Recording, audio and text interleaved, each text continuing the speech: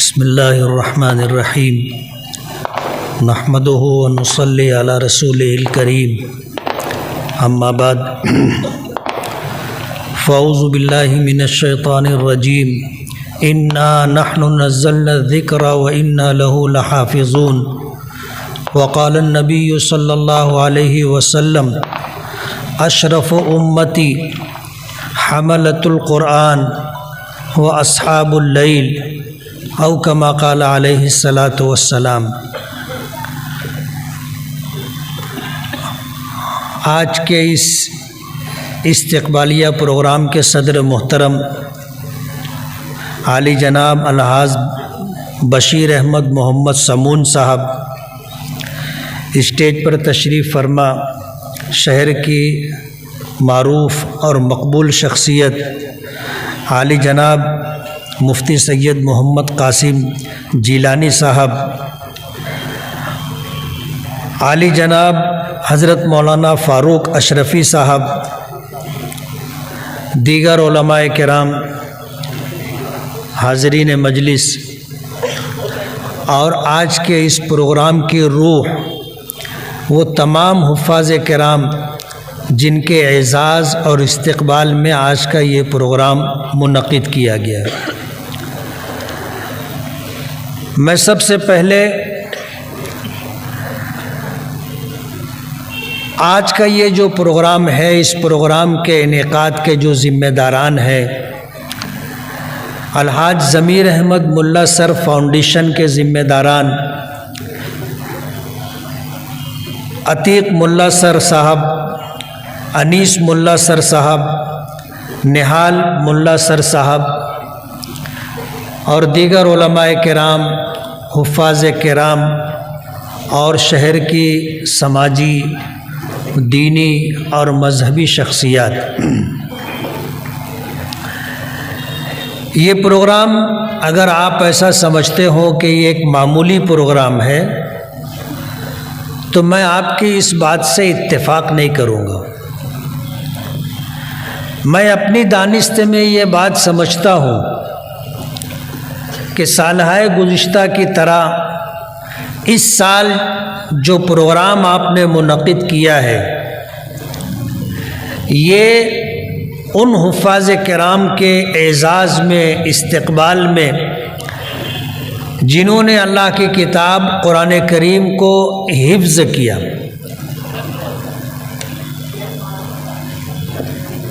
उनकी हिम्मत अफ़ज़ाई, उनकी हौसला अफ़ज़ाई के लिए आपने किया है। अल्लाह पाक आपके इस जज्बे को कबूल फरमाए और दोनों जहां में इसका बेहतरीन सिला अता फरमाए। मुफ्ती मोहम्मद कासिम जिलानी साहब ने जो बात अपने गिरा कद्र खिताब में फरमाई है कि दुनियावी एतबार से अगर किसी को कोई कामयाबी मिलती है तो दुनियादार हजरात उनकी हौसला अफजाई करते, लेकिन जो लोग दीन का दर्द रखते और दीनी एतबार से किसी के आलिम बन जाने पर, किसी के हाफिज़ बन जाने पर, किसी के कारी बन जाने पर और किसी के काजी बन जाने पर मुबारकबाद पेश करते हैं, उनकी इस मुबारकबादी के पीछे ख़ास जज्बा होता है और वो जज्बा ये है कि जिन लोगों की कदरदानी अल्लाह पाक ने की है, जिन लोगों की कदरदानी और उनके मकामो मर्तबे को अल्लाह के नबी सल्लल्लाहु अलैहि वसल्लम ने बयान फरमाया है, ये हजरात उनकी हिम्मत अफजाई कर रहे हैं और ये मामूली बात नहीं है। दुनिया में किसी को बड़े से बड़ा मकाम मिल जाए, दुनियावी एतबार से वो कितना ही कामयाब और कामरान शख्स हो, उसे जितना भी दुनियावी एतबार से नवाजा जाए वो सब कुछ यहीं रह जाएगा।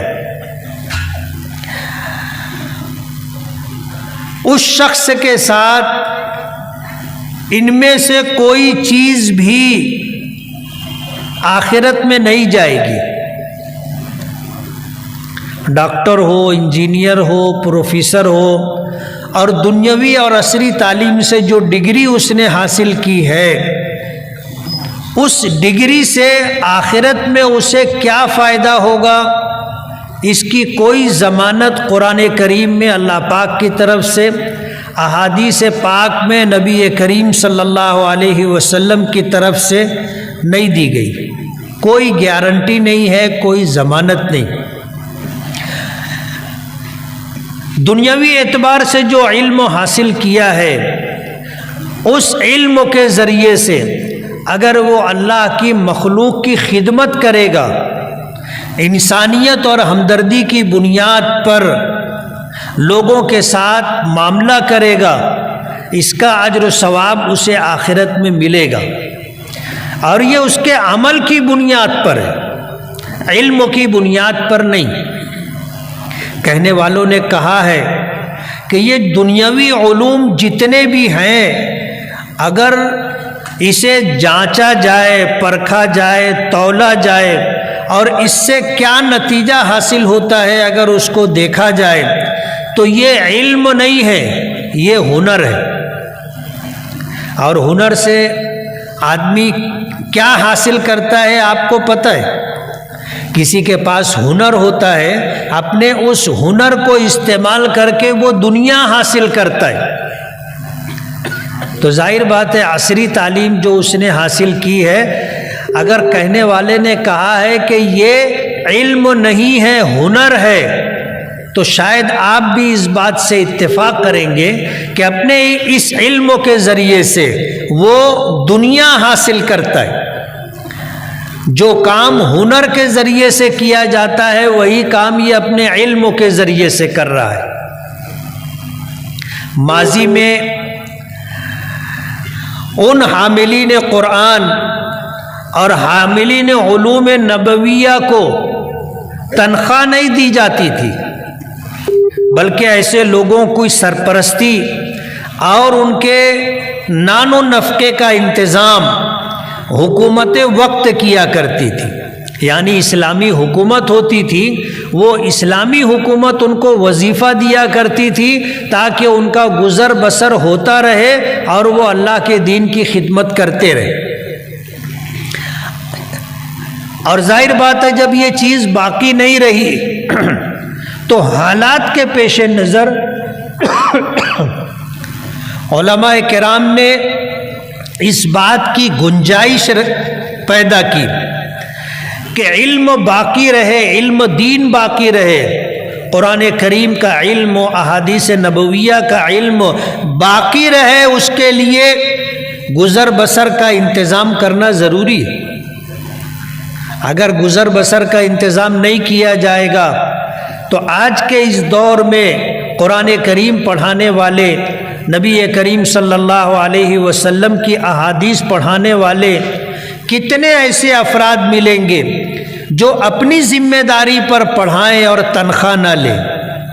जाहिर बात है गिने चुने लोग होंगे और दीन ज़ाये हो जाएगा। और ये दीन ज़ाये ना हो, लोगों के दरमियान ये दीन राइज रहे, उसके लिए ये गुंजाइश रखी गई। इन हुफ़ाज़ किराम आज जिनके एजाज़ में ये प्रोग्राम रखा गया है, दुनियावी एतबार से चाहे इनका कोई मकाम आपके इल्म में हो ना हो, और जो उलमाए किराम है, जो हुफ़ाज़ किराम है, चाहे उनको वो एजाज़ व इकराम इस दुनिया में, वो मकाम व मर्तबा इस दुनिया में ना मिले जिसके वो मुस्तहिक और हकदार है, लेकिन आखिरत में यही लोग सुरखरू और कामयाब होंगे। दुनिया में जो लोग अल्लाह को नहीं मानते, किसी धर्म को नहीं मानते, नास्तिक है, दहरिया है, वो लोग भी इस बात से इत्तेफाक करते हैं कि ये दुनिया हमेशा रहने की जगह नहीं है, बल्कि ये एक आर्जी और वक्ती तौर पर इंसानों को दी गई है। नबी करीम सल्लल्लाहु अलैहि वसल्लम की वो हदीस मुबारक आपने सुनी होगी कि ये दुनिया क्या है, ये आबिरो सबील है, एक मुसाफिर की गुजरगाह है। हम लोग इस दुनिया में आने से पहले कहाँ थे? माँ के पेट में थे, और माँ के पेट में हमारा वजूद हो उससे पहले हम कहाँ थे? तो हमें कुरान और हदीस के ज़रिए ये जानकारी दी गई कि हम आलम अरवाह में थे। अल्लाह ताला ने जब ये दुनिया बनाई और इस दुनिया में जितनी जानदार मखलूक़ात को पैदा करना था, अल्लाह ने उनकी रूहों को पैदा कर दिया था, और सारी रूहों को अल्लाह ने आलम अरवाह में रखा था। इस दुनिया में जो मुकल्लफ मखलूक है, अल्लाह ने उनकी रूहों को इकट्ठा रखा। और कुरान करीम में आता है कि अल्लाह पाक ने उनसे पूछा था कि अलस्तु बिरब्बिकुम, क्या मैं तुम्हारा परवरदिगार नहीं हूँ? तो सारी रूहों ने जो मुकल्लफ बनने वाली थी इस दुनिया में, उन्होंने कहा था भला क्यों नहीं, आप ही हमारे परवरदिगार। यही वजह है कि जितनी रूहें आलम अरवाह में थी, जब वो वहाँ से मुंतकिल होकर के माँ के पेट में वजूद पाने वाले बच्चे के जिस्म में डाली गई, और फिर वो बच्चा एक मुकर्ररा वक्त गुजार कर माँ के पेट से इस दुनिया में आया, तो नबी करीम सल्लल्लाहु अलैहि वसल्लम ने उस बच्चे के मुताल्लिक ये फरमाया, वो बच्चा चाहे मुसलमान के घर पैदा हो, वो बच्चा किसी ईसाई के घर पैदा हो, किसी यहूदी के घर पैदा हो, किसी पारसी के घर पैदा हो, किसी जैन के घर पैदा हो, किसी भी धर्म और मजहब का मानने वाला या ना मानने वाले के घर पैदा हो, हुजूर ने उसके मुताल्लिक फरमाया, कुल्लु मौलूदी यूलदु अलल फितरा, हर बच्चा दीन फितरत पर पैदा किया जाता है। नबी करीम सल्लल्लाहु अलैहि वसल्लम से पूछा गया था कि वो बच्चे इंसानों के जो नाबालिगी की हालत में इंतकाल कर जाते हैं, मुकल्लफ होने का ज़माना नहीं पाया, वो बच्चे कहाँ होंगे मरने के बाद? नाबालिगी की हालत में इंतकाल कर गए, वो जन्नत में रहेंगे या जहन्नम में रहेंगे? इमाम बुखारी रहमतुल्लाह अलैह ने ऐसी हदीसें उन्वान कायम फरमाकर ऐसी हदीसें बुखारी शरीफ में ज़िक्र की कि नबी करीम सल्लल्लाहु अलैहि वसल्लम से जब पूछा गया तो आपने सुकूत फरमाया, खामोशी इख्तियार की। और वजह उसकी ये थी कि ये फ़ैसला अल्लाह पाक को करना है, और अल्लाह पाक ने इस ताल्लुक़ से अपने नबी को इल्म नहीं दिया था, तो इस इल्म के मिलने से पहले आपने खामोशी और सुकूत इख्तियार फरमाया, और जब आपको इसका इल्म दे दिया गया तो आपने ये फरमाया, हर वो बच्चा चाहे वो किसी के भी घर पैदा हुआ हो, उसके माँ बाप किसी भी धर्म किसी भी मज़हब के मानने वाले हों, या ऐसे माँ बाप हों जो दीन व मज़हब को धर्म को ना मानते हों, ये बच्चा जो नाबालिगी की हालत में इंतकाल कर गया ये जन्नत में रहेगा।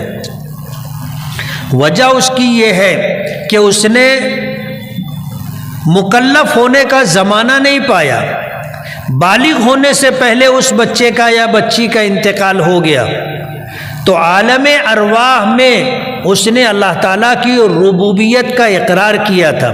जब अल्लाह पाक ने पूछा था कि अलस्तु बिरब्बिकुम, क्या मैं तुम्हारा परवरदिगार नहीं हूँ, तो उसने जवाब दिया था, भला क्यों नहीं, आप ही हमारे परवरदिगार। इस इकरार पर अल्लाह पाक उसे जन्नत अता करेंगे। और फिर जब बच्चा बालिग हो जाता है तो बालिग होने के बाद अब वो मुकल्लफ हो गया।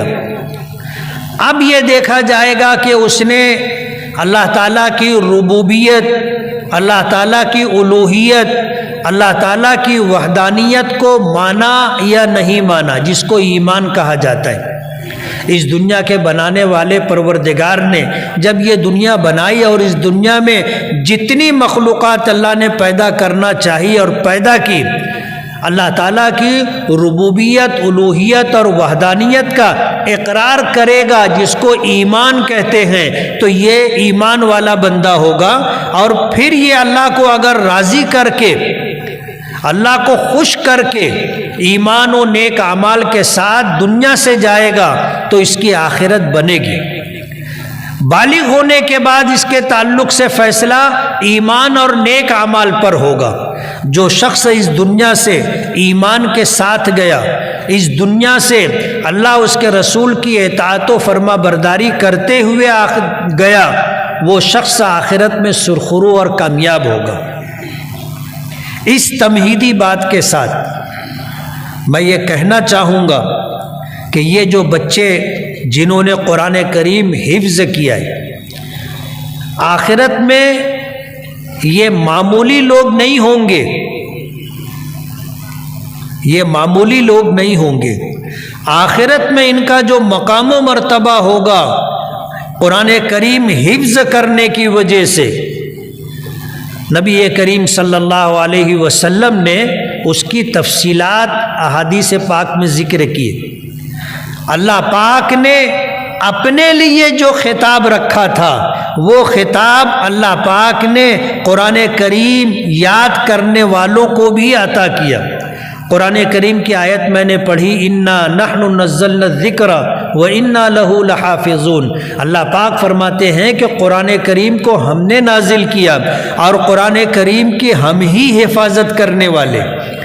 अल्लाह ने फरमाया व इन्ना लहू लहाफ़िज़ून, हम ही इसकी हिफाजत करने वाले हैं। हाफिज़ के माने हिफाजत करने वाला। अल्लाह ने ये लफ्ज़, ये खिताब अपने लिए कुरान करीम में ज़िक्र किया है, लेकिन अल्लाह के बंदों में से जो लोग कुरान करीम याद कर लेते हैं और याद करने के बाद अल्लाह पाक उनको भी हाफिज़ का खिताब देते। माजी में अहादीस नबविया को याद करने वाले अफराद भी हुआ करते थे। जैसे आज कुरान करीम याद किया जाता है, माजी में हदीसें भी याद की जाती थी। तो जो शख्स 1,00,000 हदीसें सनद के साथ याद करता था, उसको हाफिज़ हदीस कहा जाता था, उसको हाफिज़ हदीस कहा जाता था।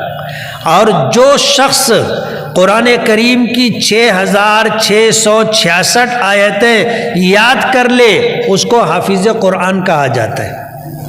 और कुरान करीम के ताल्लुक़ से अल्लाह पाक ने ये ज़िम्मेदारी ली कि हमने नाजिल किया है, हमने ही नाजिल किया है और हम इसकी हिफाजत करने वाले हैं। तो हिफाजत करने वालों में अल्लाह पाक ने उन लोगों को भी रखा है जो अल्लाह के कलाम को, अल्लाह की किताब को ज़ुबानी याद कर लेते, वो भी हाफिज़ कहलाते।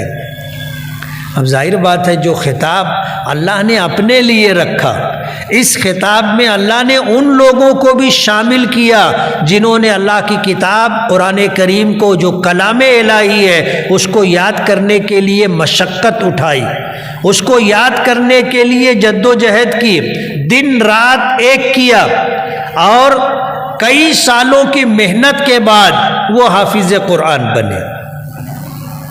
नबी करीम सल्लल्लाहु अलैहि वसल्लम ने फरमाया, अशरफ उम्मती हमलतुल कुरान व अस्हाबुल लैल। गालिबन अबू दाऊद शरीफ की रिवायत है। हुजूर पाक सल्लल्लाहु अलैहि वसल्लम ने फरमाया, मेरी उम्मत में सबसे ज़्यादा शर्फ, सबसे ज़्यादा इज़्ज़त व एहतराम पाने वाले वो लोग हैं जो कुरान करीम के हाफिज़ हैं, और वो लोग हैं जो रात की तन्हाई में, रात के आखिर हिस्से में उठ करके तहज्जुद पढ़ने वाले, अस्हाबुल लैल। हुजूर पाक सल्लल्लाहु अलैहि वसल्लम ने अपनी उम्मत में ऐसे लोगों के मुतालिक फरमाया कि ये वो लोग हैं जिनको अल्लाह सबसे ज़्यादा इज़्ज़त और सबसे ज़्यादा शर्फ अता करता है। हाफिज कुरान और तहज्जुद गुजार लोग। हदीस पाक में आता है कि एक हाफिज कुरान क़यामत के दिन जब अल्लाह की बारगाह में पेश होगा और उसने कुरान करीम को दुनिया में याद किया, हुजूर ने फरमाया जो कुरान करीम को याद कर, कुरान करीम को पढ़े फिर कुरान करीम को याद करे, उसके हलाल को हलाल उसके हराम को हराम जाने और माने और कुरान करीम को सारी ज़िंदगी याद करने याद रखने के ताल्लुक़ से जद्दोजहद और कोशिश करता रहे और अल्लाह को राज़ी करके दुनिया से जाए, कल क़यामत के दिन मैदान महशर में ऐसे लोगों के मुताल्लिक जन्नती होने का ऐलान किया जाएगा,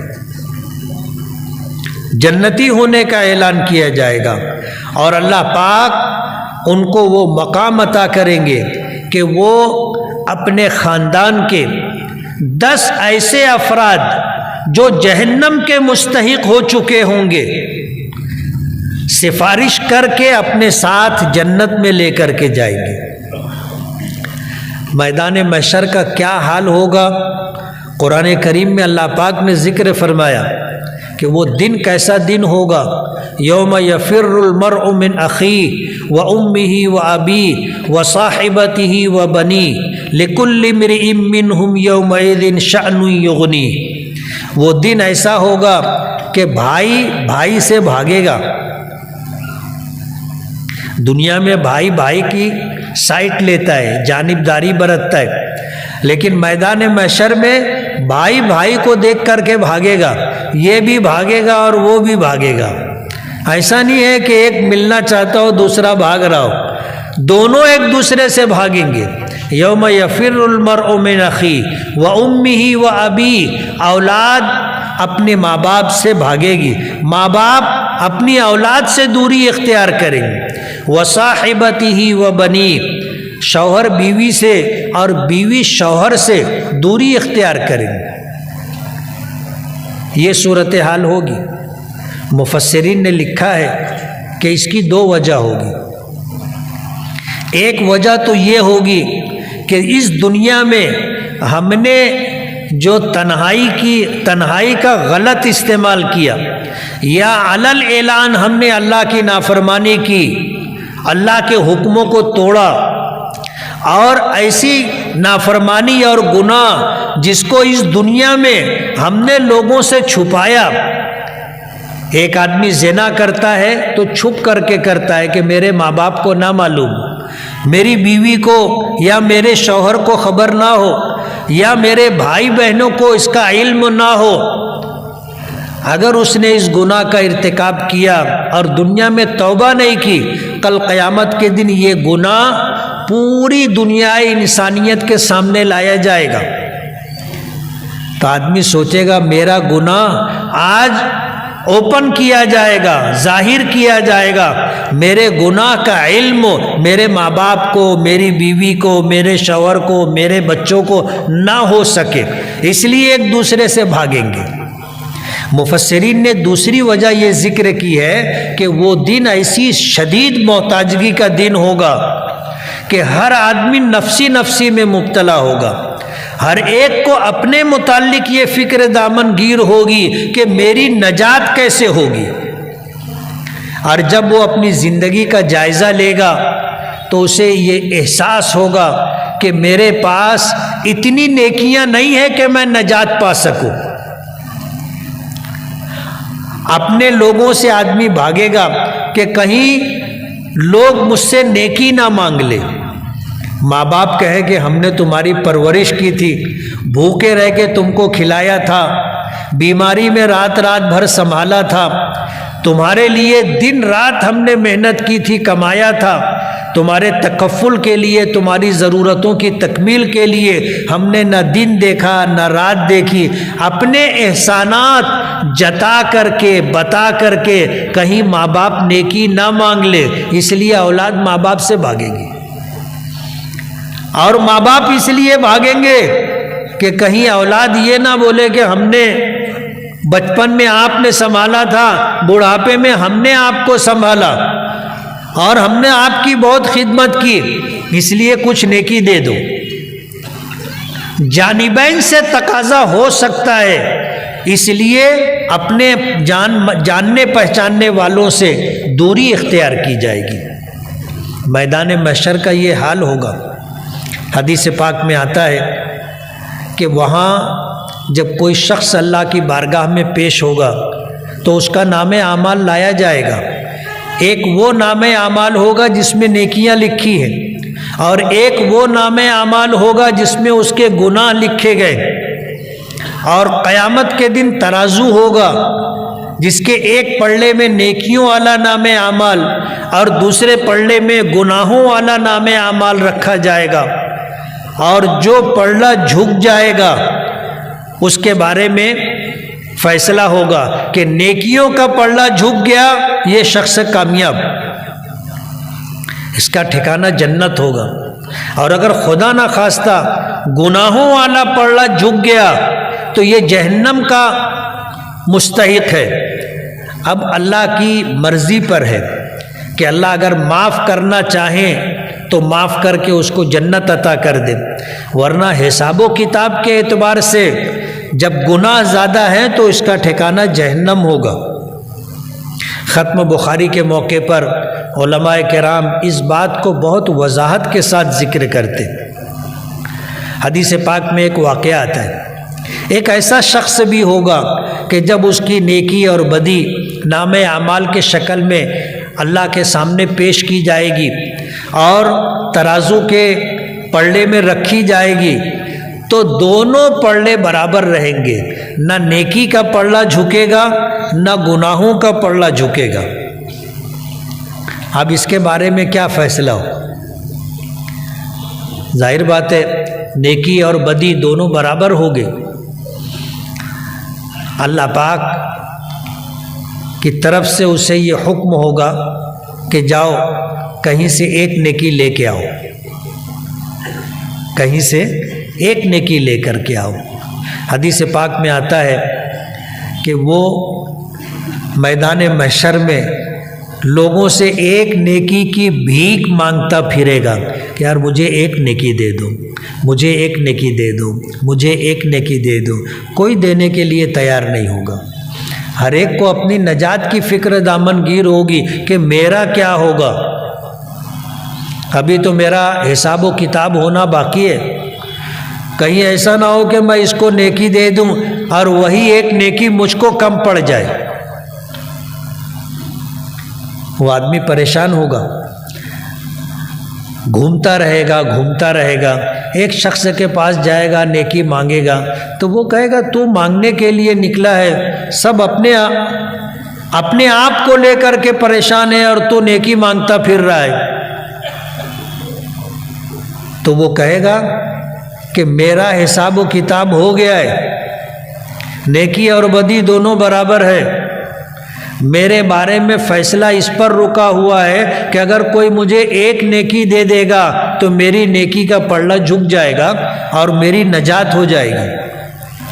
तो वो शख्स पूछेगा कि तेरे पास नेकियां हैं? बोले बहुत नेकी है, लेकिन जितनी नेकियां हैं उतने गुनाह भी हैं, इसलिए मेरी गाड़ी अटक गई है। तो वो अपना नामे आमाल देखेगा तो उसके नामे आमाल में गुनाह ही गुनाह होंगे, सिर्फ एक नेकी होगी। वो सोचेगा कि अगर ये एक नेकी मेरे पास रही भी तो मेरा क्या बनने वाला है। जब इसके पास गुनाहों के साथ नेकियां भी बहुत हैं और दोनों बराबर हैं तो इसकी नजात फंसी हुई है, रुकी हुई है। मेरे पास तो गुनाह ही गुनाह है, एक नेकी है, एक नेकी से मेरा क्या होगा। ये सोच करके वो अपनी एक नेकी उस शख्स को दे देगा। अब वो एक नेकी ले करके खुशी खुशी आएगा और नामे आमाल जहाँ तौले जा रहे हैं वहाँ आ करके अपनी एक नेकी पेश करेगा। फरिश्तों को हैरत होगी कि इतनी सख्त ज़रूरत के मौके पर मैदान महशर में जब हर शख्स अपने आप की नजात के लिए परेशान है, किसने इसको एक नेकी दे दी। अल्लाह तो सब कुछ जानता है, दाना व बीना है, हर बात की अल्लाह को खबर है। अल्लाह पाक फरिश्तों पर वाज़ेह करने के लिए उससे पूछेंगे कि ये एक नेकी कहाँ से लाया, किसने तुझको ये एक नेकी दी। तो वो बताएगा कि मुझे एक फ़लाँ शख्स ने, ऐसे एक शख्स ने मुझे नेकी दी। अल्लाह पाक फरमाएंगे जाओ उसे ले कर के आ। ये फिर वापस मैदान महशर में जाएगा और उस शख्स को तलाश करके ले करके अल्लाह की बारगाह में आएगा। अल्लाह पाक पूछेंगे ये नेकी तुमने दिए? तो वो कहेगा कि हाँ मैंने दी। अल्लाह पाक पूछेंगे तुमने क्यों दी, तुमको ज़रूरत नहीं है? तो वो कहेगा ज़रूरत तो है और बहुत ज़्यादा ज़रूरत है, इसको तो एक ही नेकी की ज़रूरत थी, मुझे तो ना मालूम कितनी नेकियों की ज़रूरत है, लेकिन मेरे पास एक ही नेकी थी, इसने मांगा तो मैंने अपने नामे आमाल का जायज़ा लिया तो मुझे ये ख्याल आया कि ये एक नेकी मेरे पास रह भी गई तो मेरी नजात नहीं होगी, ये एक नेकी मैं इसको दे देता हूँ, इसका तो काम बन जाए, इसकी तो नजात हो जाए। अल्लाह पाक फरमाएंगे उसके इस अमल की कद्रदानी करते हुए कि ऐसी सख्त ज़रूरत के मौके पर जबकि तू खुद मोहताज है, तूने इसकी नजात के लिए, इसकी कामयाबी के लिए अपनी एक नेकी दे दी, इसके साथ तू भी जन्नत में जा। अल्लाह पाक फरमाएंगे सखी तो हम हैं, सखावत हमने पैदा की है। आज इतनी सख्त ज़रूरत के मौके पर तूने सखावत की है और अपनी एक नेकी इसको दे दी है, अल्लाह की रहमत जोश में आएगी और जिसकी नजात होगी उसके साथ अल्लाह इसके बारे में भी फैसला करेंगे कि जा तू भी जन्नत में जा। मैदान महशर के इन हालात में जो बात मैं आपको बताना चाहता हूँ कि एक हाफिज़ कुरान अगर उसने कुरान करीम को पढ़ा, कुरान करीम को याद किया और कुरान करीम याद रहे, आखिर उम्र तक इस फिक्र में रहा, कुरान करीम की तिलावत करता रहा, याद करता रहा, कुरान करीम की हलाल को हलाल, हराम को हराम जाना माना, उसके मुताबिक ज़िंदगी गुजारी, ना अल्लाह को नाराज़ किया ना अल्लाह के नबी को नाराज़ किया, तो ये शख्स जन्नत में जाएगा। और इसका मकाम व मर्तबा ये होगा कि जब जन्नत में जाएगा तो दर्जात क्या मिलेंगे, फरिश्ते पूछेंगे कि इस शख्स के लिए दर्जात क्या है, इसका मर्तबा क्या है। हुजूर पाक सल्लल्लाहु अलैहि वसल्लम ने फरमाया कि अल्लाह पाक की तरफ से कहा जाएगा हाफिज़ कुरान को, इक़रा वर्तक़ी वरत्तिल कमा कुन्ता तुरत्तिलु फ़िद दुनिया फ़इन्ना मंज़िलतक इंद आखिर आयतिन तक़रऊहा। हाफिज़ कुरान से कहा जाएगा कि कुरान करीम पढ़ता जा, जन्नत के दर्जात चढ़ता जा, और जिस तरह दुनिया में तू इत्मीनान के साथ ठहर ठहर करके कुरान करीम पढ़ता था उसी तरह तू पढ़। तेरे बुलंदी मरातिबो दर्जात की इंतहा कहाँ होगी, जहाँ तू कुरान करीम की आखिरी आयत पढ़ करके रुकेगा। आखिरी आयत कुरान करीम की कौन सी है, बोलो ना। मिनल जिन्नते वन्नास, ये आखिरी आयत है। उलमा ने मुफ्ती अजीज़ुर रहमान साहब जो दारुल उलूम देवबंद में सदर मुफ्ती का मकाम रखते थे, उनसे किसी ने इस्तिफ्ता किया था कि हाफिज़ कुरान में सब हाफिज़ ऐसे नहीं होते जिनको कुरान करीम ऐसा अज़बर हो कि वो अज़ अव्वल ता आखिर सुना दे। अब ये 110 बच्चे हाफिज़ बने हैं इस साल, 110 बच्चे। इनमें मैं पूछूंगा कितने बच्चे ऐसे हैं जिन्होंने एक नशिस्त में कुरान पाक सुनाया हो, हाथ उठाना। 3, 4, 5, 110 में 5 बच्चे ऐसे हैं जिनको पूरा कुरान पाक ऐसा याद है कि उन्होंने सुबह सुनाना शुरू किया तो शाम तक कुरान करीम पूरा सुनाया अपने असातिज़ा को। 105 ऐसे हैं जिनको कुरान करीम ऐसा याद नहीं है कि वो एक नशिस्त में, एक दिन में अज़ अव्वल अल्हम्दुलिल्लाह रब्बिल आलमीन से शुरू करें और मिनल जिन्नते वन्नास तक सुना ले। मैं भी ऐसा ही हूँ, मैं हाफिज़ हूँ, लेकिन पूरा कुरान पाक अगर कोई बोलेगा चलो सुनाओ, नहीं सुना सकूँगा। और आज स्टेज पे जितने हुफ़ाज़ किराम हैं मेरे ही जैसे हैं वो भी। तब सवाल ये है कि जब जन्नत में ये जाएंगे और अल्लाह पाक उनसे ये फरमाएगा इक़रा वरतक़ी वरत्तिल कमा कुन्त तुरत्तिलु फ़ी दुनिया फ़इन्ना मंज़िलतक इंदा आखिर आयतिन तक़रऊहा, कि तेरे दर्जात की बुलंदी की इंतहा वो होगी जहाँ तू आखिरी आयत पढ़ कर के रुक जाएगा। अब अगर वो पढ़ना शुरू किया, अल्हम्दु पढ़ लिया, सूरे बकरा पढ़ना शुरू किया, 2-4 रुकू पढ़ कर के रुक गया, तो क्या होगा?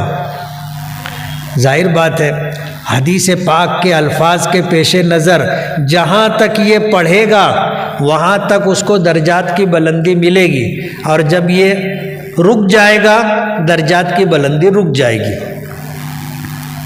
तब जाहिर बात है 5 ही बच्चे ऐसे हैं जो चले जाएंगे, और 105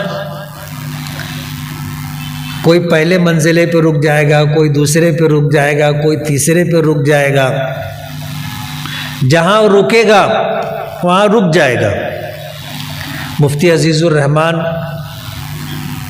देवबंदी रहमतुल्लाह अलैह ने जवाब दिया कि ये फजीलत सिर्फ उस हाफिज़ के लिए नहीं है जिसको पूरा कुरान पाक अज़बर हो, सिर्फ उसके लिए नहीं। जो हाफिज़ ऐसा हो कि वो कुरान करीम को हिफ्ज़ किया और फिर वो कुरान करीम याद कर लेता है, उसको कुरान करीम याद हो जाता है और वो नमाज में पढ़ लेता है। जैसे आज रमज़ान सर पर है, चंद दिनों के बाद रमज़ान आएगा, जो लोग तरावी में कुरान पाक सुनाते हैं वो रोज़ाना याद करते, पारा, सवा पारा, 1.5 पारा जो सुनाना होता है उसको पूरा दिन याद करते रहते और इतना याद करके तरावी में सुना देते। मुफ्ती साहब ने फतवा दिया कि जो हाफिज़ कुरान करीम हिफ्ज़ करे और फिर उसकी तिलावत करता रहे, चाहे उसको पूरा कुरान पाक अज़बर ना हो, लेकिन जितनी ज़रूरत है उतना याद कर लेता है और नमाज में पढ़ लेता है, उसके लिए भी ये फजीलत है। कल क़यामत के दिन जन्नत में जाने के बाद अल्लाह पाक अपनी मदद शामिल हाल फरमाएंगे।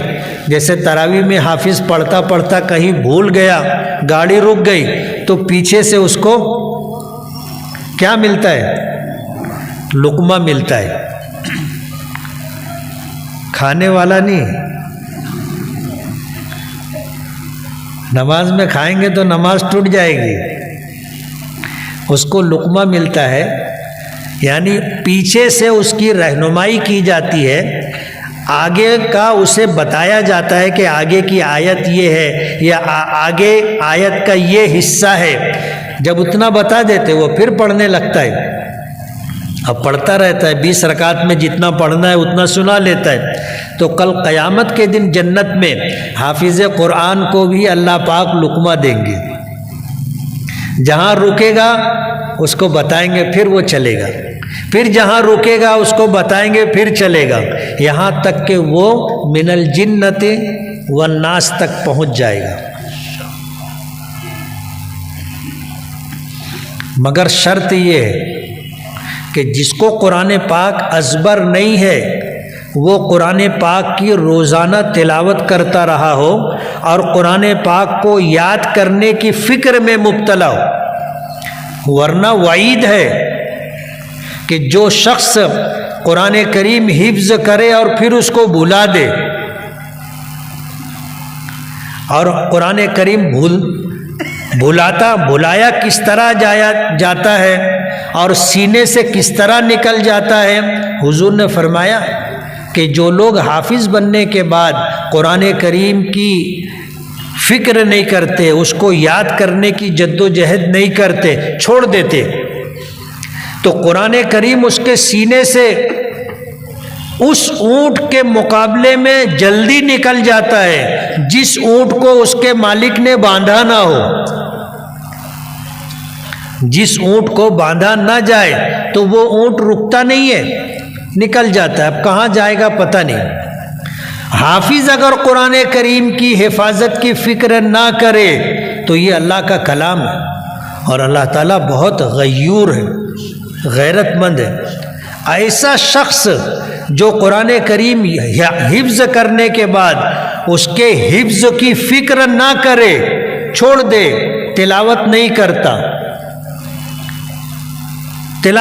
करता और भूल गया, तो कल क़यामत के दिन अल्लाह पाक उसे अंधा उठाएंगे। कैसा उठाएंगे? हाफिज लोग बोलो, कैसा उठाएंगे? अल्लाह पाक मैदान महशर में अंधा उठाएंगे।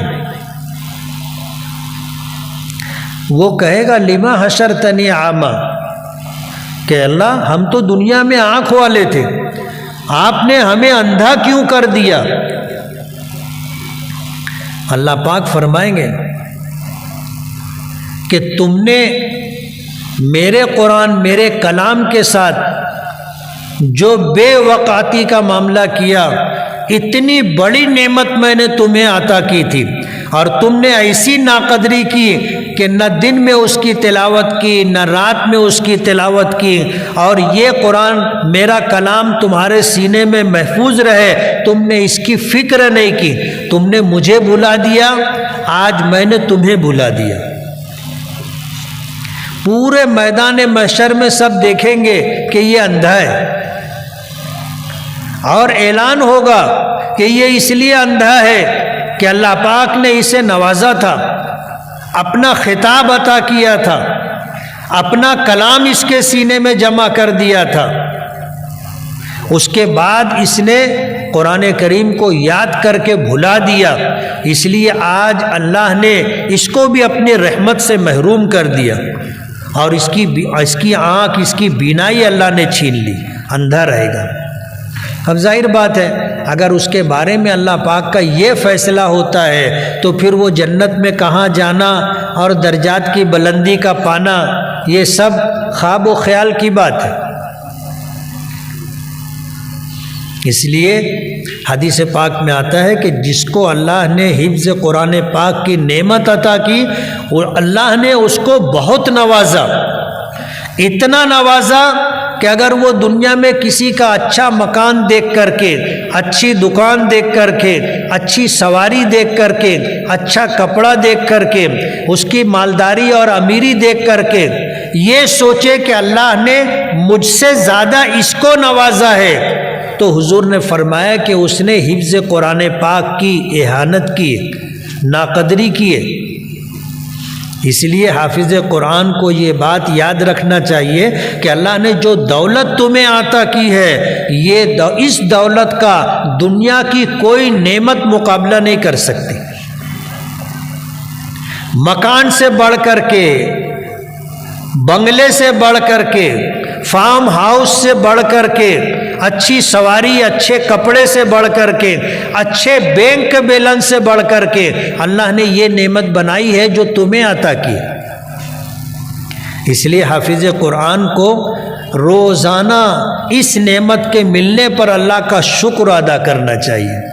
और शुक्र दो तरह का होता है, एक ज़ुबानी शुक्र, आदमी कहे अल्हम्दुलिल्लाह, कहे अल्लाहुम्मा लकल हम्दु व शुक्र, कि अल्लाह तमाम तारीफ़ें और शुक्र की तमाम तर बातें सिर्फ़ तेरे लिए, ये एक ज़ुबान से कहे।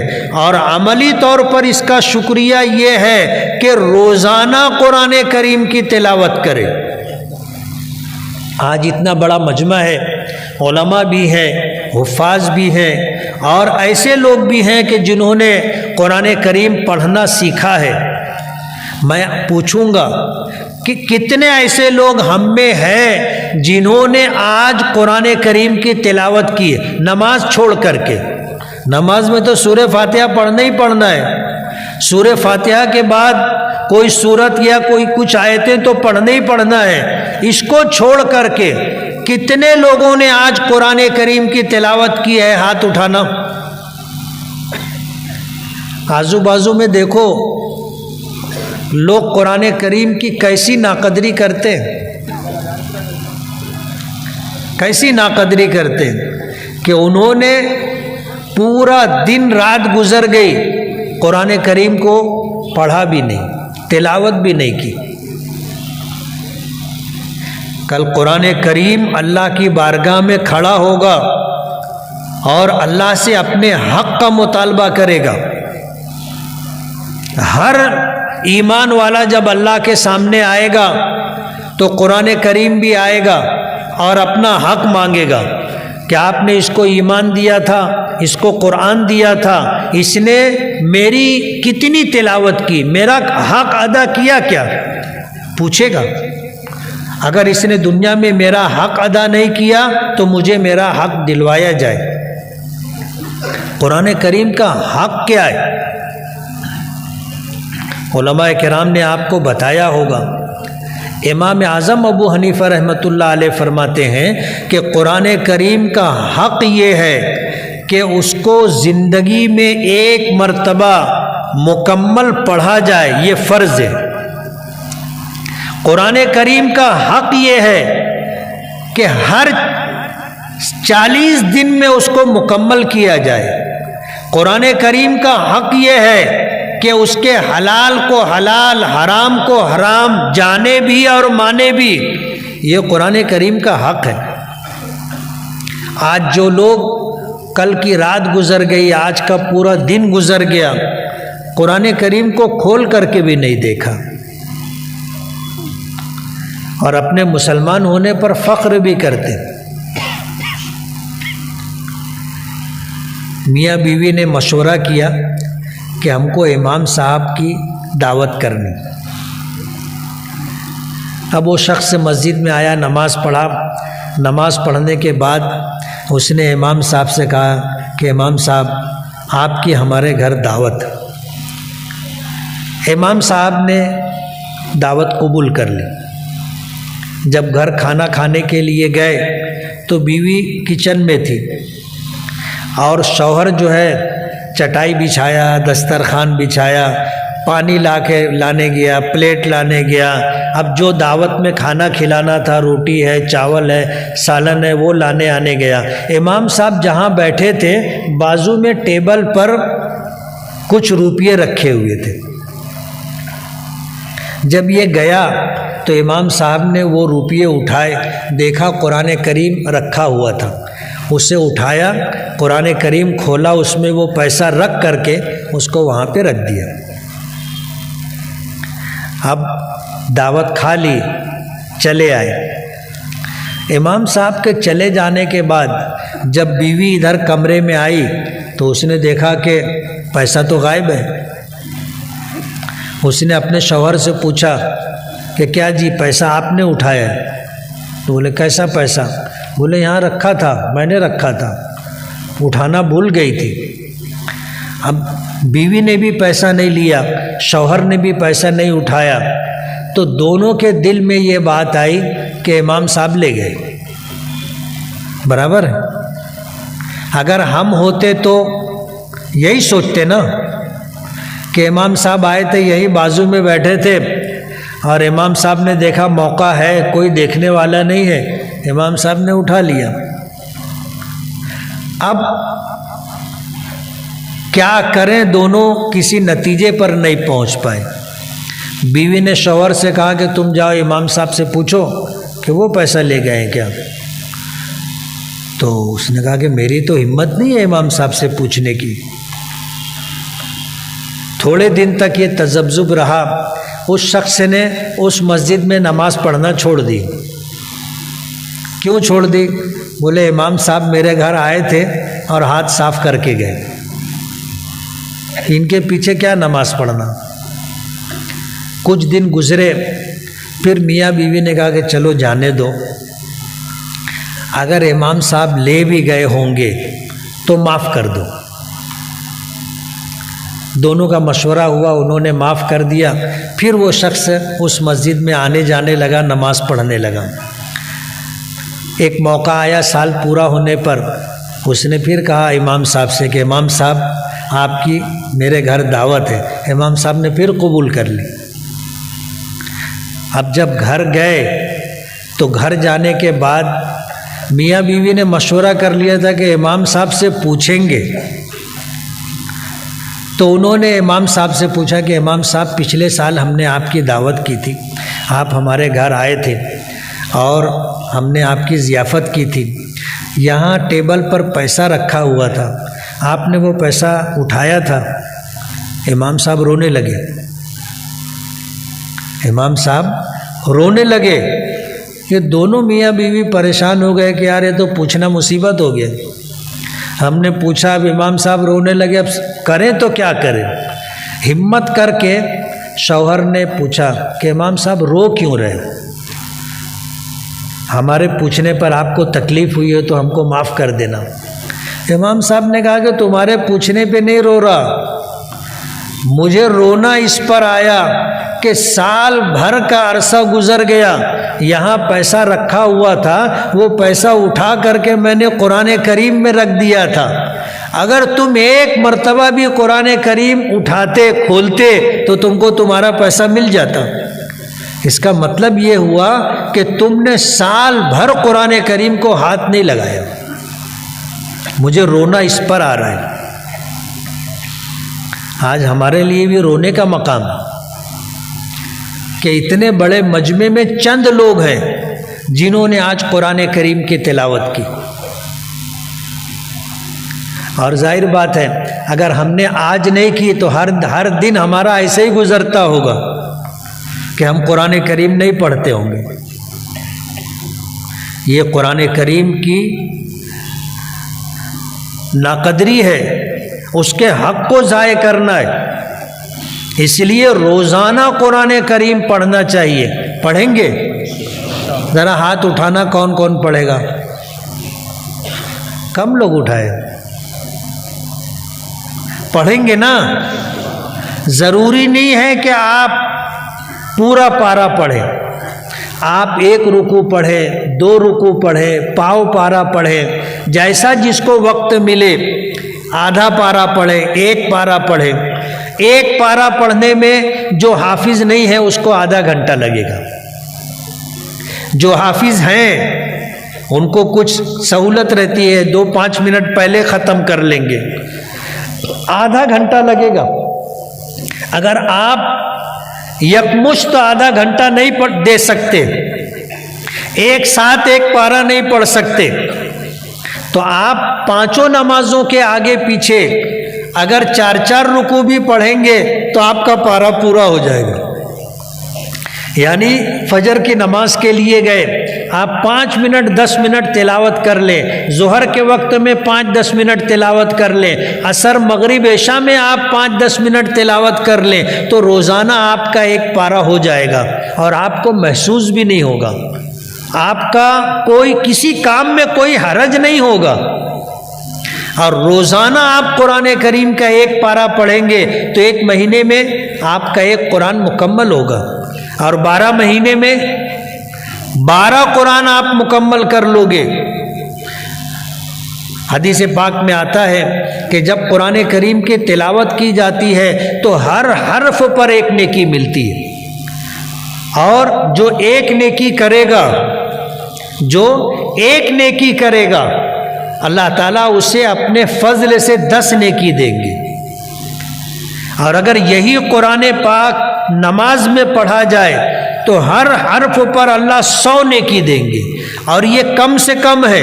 वल्लाहु युज़ाइफु लिमन यशा, और अल्लाह जिसके लिए चाहेगा उसके इखलास के बकद्र अल्लाह ताला उतनी नेकियां बढ़ा करके देगा। आज आपको शायद इसका पता न चले, लेकिन कल क़यामत के दिन जब नामे आमाल आएंगे और आपका नामे आमाल कुरान करीम की तिलावत की वजह से नेकियों से भरा हुआ होगा तो आप भी खुश हो जाएंगे और लोग आपके ऊपर रश्क करेंगे कि यार कितना खुशकिस्मत आदमी है, ज़िंदगी इसको भी मिली थी, मुझे भी मिली थी, लेकिन इसने तिलावत के साथ गुजारी, इसके नामे आमाल नेकियों से भरे हुए हैं और मैंने कभी कुरान करीम उठाया नहीं था, पढ़ा नहीं था, तो आज यहाँ अपनी गाड़ी फंस गई। मौत बरहक है। जो नास्तिक और दहरिया होता है वो भी इस बात को देखता है कि ये दुनिया हमेशा रहने वाली नहीं है और इस दुनिया में आने वाले हमेशा नहीं रहते, सबको जाना है। क्यों? इसलिए कि वो देखता है कि उसके भी अम्मा अब्बा मर गए, उसके भी रिश्तेदारों में पास पड़ोस में मैयत होती रहती है। जो आखिरत को नहीं मानता, जो अल्लाह उसके रसूल को नहीं मानता, वो भी मरता है। इसलिए नास्तिक और दहरिये लोग भी मानते हैं कि मौत बरहक है। जब ये दुनिया हमेशा रहने की जगह नहीं है और हमेशा रहने की जगह आखिरत है, तो जाहिर बात है जहाँ हमेशा रहना है वहाँ पर अच्छा बंगला रहना चाहिए, वहाँ पर अच्छी सवारी रहना चाहिए, वहाँ पर अपने लिए राहतों का इंतज़ाम होना चाहिए। इसलिए आज अगर इस दुनिया में उलमा की और हुफ़ाज़ किराम की कद्र नहीं है तो उलमा और हुफ़ाज़ को इस बारे में दुबला नहीं होना चाहिए। कल मैदान महशर में ये उलमा और हुफ़ाज़ ही शहसवार होंगे, इनकी निकल पड़ी होगी, ये खुद भी जन्नत में जाएंगे और इंशाअल्लाह दूसरों को भी लेकर के जाएंगे। आज इस दुनिया में चाहे इनकी कदर ना हो, लेकिन आखिरत में मकाम व मर्तबा तो इनका ही होगा। आज तो दुनिया में ऐसा होता है कि अगर दो बेटे हैं, एक डॉक्टर है या टीचर है, तो जाहिर बात है वो कमा के लाता है, माँ बाप के नज़दीक उसकी कदर ज़्यादा होती है। और हाफिज़ कुरान है तो उसको दुनिया वाले क्या तनख्वाह देते हैं, मामूली तनख्वाह देते हैं, वो बेचारा तंगी में गुजारा करता है।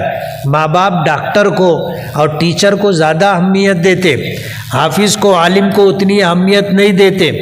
लेकिन कल क़यामत के दिन उन माँ बाप को पता चलेगा कि दुनिया में हम जिसके गुण गाया करते थे और जिसकी तारीफ़ किया करते थे, आज आखिरत में हमारे कोई काम नहीं आया। काम आया तो कौन आया? जिसको दुनिया में हम मानते नहीं थे। इसलिए आज इस मौके पर मैं ज़मीर अहमद मुल्ला सर फाउंडेशन के तमाम ज़िम्मेदारों को और आप सभी हजरात को बहुत बहुत मुबारकबाद दूंगा कि आप लोगों ने एक ऐसा प्रोग्राम जिसमें हुफ़ाज़ किराम का एज़ाज़ और इस्तक़बाल किया गया, आपने उसमें शिरकत की, आपने इनको हौसला दिया, आपने अपना कीमती वक्त दे करके इस प्रोग्राम को कामयाब करने की कोशिश की। इसका सिला अल्लाह पाक आपको भी देंगे। इसलिए आपने जो थोड़ा बहुत वक्त दिया है ये आपकी ज़िंदगी का कीमती वक्त है और आपने इसको ऐसी जगह सर्फ किया है, खर्च किया है कि इंशाअल्लाह ये आपके लिए कारआमद और मुफीद होगा। हाफिज़ कुरान के माँ बाप मैदान महशर में जब अल्लाह पाक उनको नवाजेगा तो वो भी हैरान होंगे। हदीस पाक में आता है कि वो अपनी ज़िंदगी का जायज़ा लेंगे कि मैदान महशर में हज़रत आदम अलैहिस्सलातु वस्सलाम से लेकर के आखिरी इंसान तक सारे लोग जमा होंगे और सब परेशान होंगे और हाफिज़ कुरान के माँ बाप के लिए कुर्सी लगाई जाएगी, मिंबर लगाया जाएगा, उनको बुला करके एज़ाज़ व इकराम के साथ बिठाया जाएगा और उनके सर पर ताज रखा जाएगा। और ताज कैसा होगा? जिसकी रोशनी चांद और सूरज की तरह होगी। तो वो सोचेंगे कि ज़िंदगी में मैं तो कोई ऐसी नेकी किया नहीं जिसकी वजह से इतना नवाजा जा रहा है। वो भी परेशान होंगे। और हैरत में पड़े होंगे कि क्या बात है, कौन सी नेकी हमने ऐसी की। फरिश्ते उनको बताएंगे कि ये नेकी तुम्हारे नेक आमाल पर नहीं है, ये नवाजिशात तुम्हारे आमाल पर नहीं है, तुमने अपने बेटों को दीन कुरान करीम पढ़ाया था, उसने कुरान करीम पढ़ा, उसने कुरान करीम याद किया, कुरान के तकाज़ों पर अमल किया, तो उनके तुफैल में तुमको नवाजा जा रहा है, तुफैल में नवाजा जा रहा है। तो वो भी रश्क करेंगे, काश हम भी हाफिज होते तो हमारे माँ बाप को भी ऐसे ही नवाजा जाता। इसलिए मैं हर मजलिस में जब इस तरह की बात होती है तो मैं ये कहता हूँ कि खुद खुद हाफिज बनो, खुद हिफ्ज करो, खुद हाफिज बनो। कहते हैं ना कि बल हो तो अपना, किसी की मोहताजगी नहीं। आप कुरान करीम हिफ्ज करना शुरू करो, चाहे आज आप उम्र के तालिब इल्मी का ज़माना गुजर गया, आप जो है आगे बढ़ गए, शादी हो गई, कारोबार में लग गए, लेकिन आप नियत करो कि मैं कुरान करीम का हाफिज बनूंगा, और आप अमल करना शुरू कर दो। एक आयत, आधी आयत, 2 आयत, 3 आयतें आप अपने 24 घंटे में से आधा घंटा दो और कुरान करीम हाफिज बनने की नीयत से याद करना शुरू कर दो।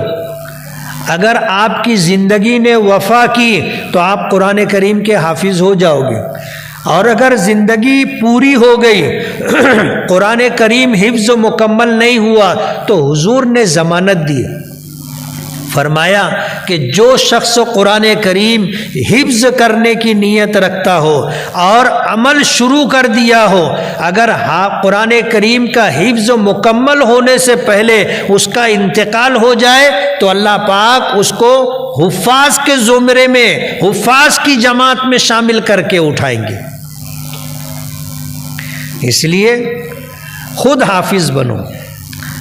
कितने लोग हैं जो आज ये नियत करते हैं कि मैं कुरान करीम का हाफिज बनूंगा? हाथ उठाना, अल्लाह आसान कर दे। मौत बरहक है, मौत बरहक है, वो जिंदगी हमेशा हमेशा की जिंदगी है। आज आप नियत कर लो और रोजाना अपने 24 घंटे में से थोड़ा सा वक्त निकालो, एक आयत याद करो। आज एक आयत याद करो, कल दूसरी आयत याद करो, फिर एक आयत और ये आयत मिला करके दोनों आयत जुबानी पढ़ो, फिर तीसरी याद करो, फिर तीनों पढ़ो, फिर चौथी याद करो, फिर चारों पढ़ो। ऐसे 7 दिन में आपको सूरह फातिहा याद हो जाएगी। और कुरान करीम में कितनी आयतें हैं? 6666 आयतें, 6666 आयतें।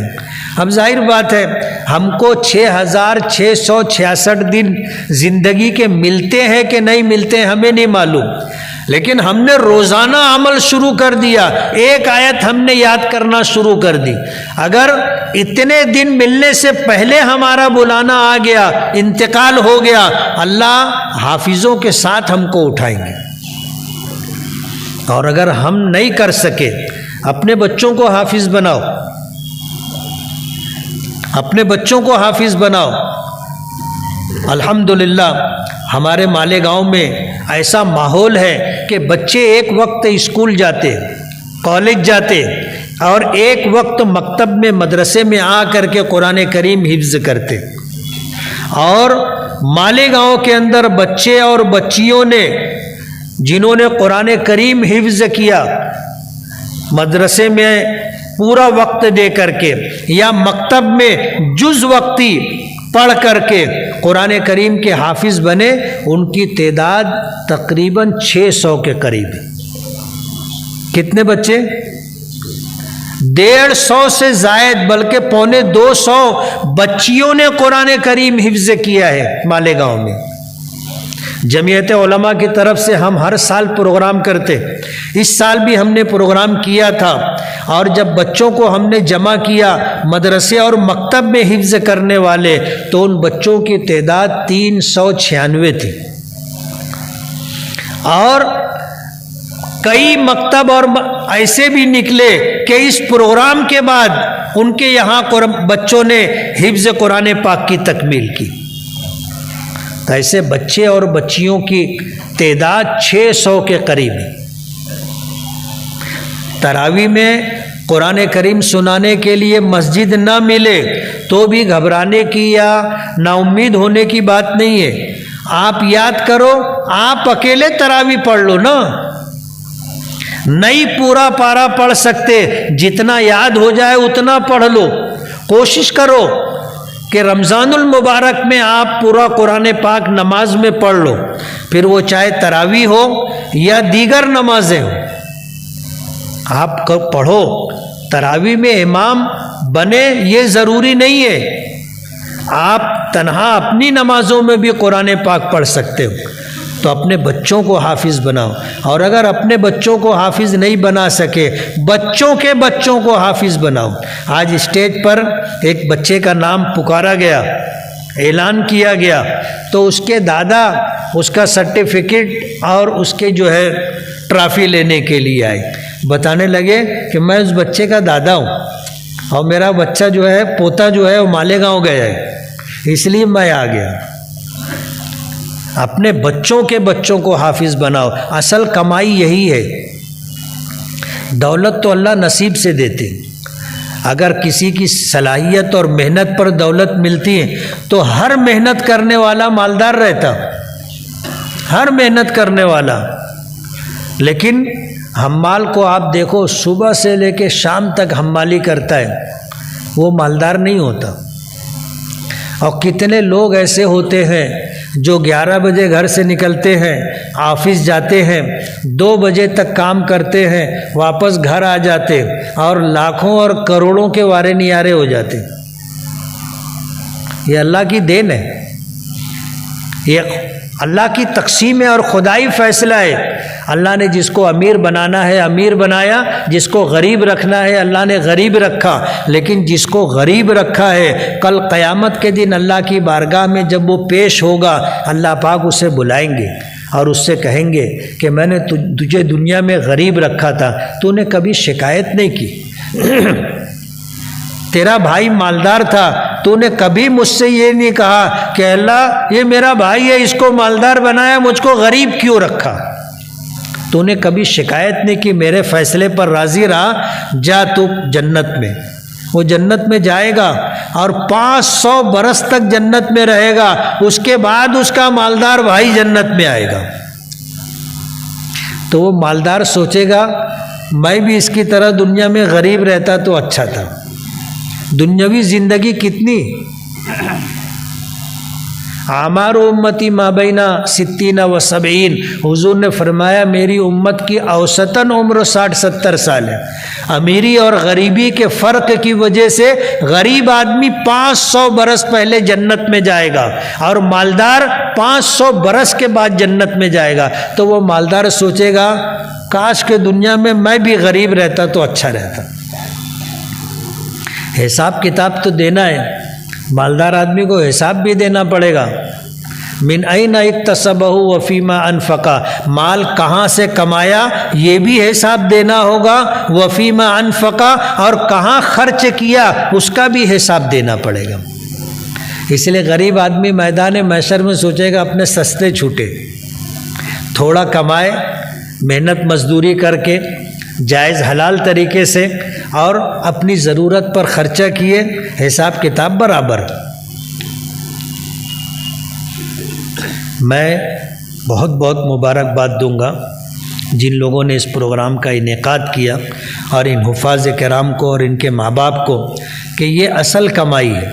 बस आप इसकी हिफाजत की फ़िक्र करें और कुरान करीम के तकाज़े को सामने रखें, रोज़ाना इसकी तिलावत करें, इसके हक़ को अदा करने की कोशिश करें। अगर आपने इसका हक़ अदा किया, कल कुरान करीम आपके हक़ में सिफारिशी बन कर के आएगा। हदीस पाक में आता है कि कुरान भी आकर के सिफारिश करेगा कि अल्लाह इसने मेरा हक़ अदा किया और मेरी दिन में रात में तिलावत की, इसके हक़ में मेरी सिफारिश कबूल फरमा। और वो कहेगा अगर मैं तेरा कलाम हूँ और तेरी किताब का हिस्सा हूँ तो मेरी सिफारिश कबूल फरमा, नहीं तो अपनी किताब में से मुझको निकाल दे। और अल्लाह पाक निकालेंगे नहीं, उसकी सिफारिश कबूल फरमाएंगे।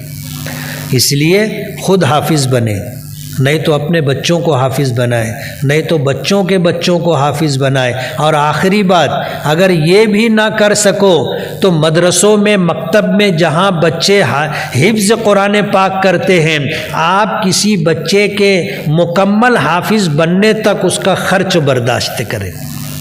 हिसाब किताब का टाइम नहीं है, नहीं तो मैं आपको बताता कि एक बच्चे के हाफिज़ बनने पर लाख सवा लाख रुपये का ख़र्चा आता है। कितना आता है बोलो ना?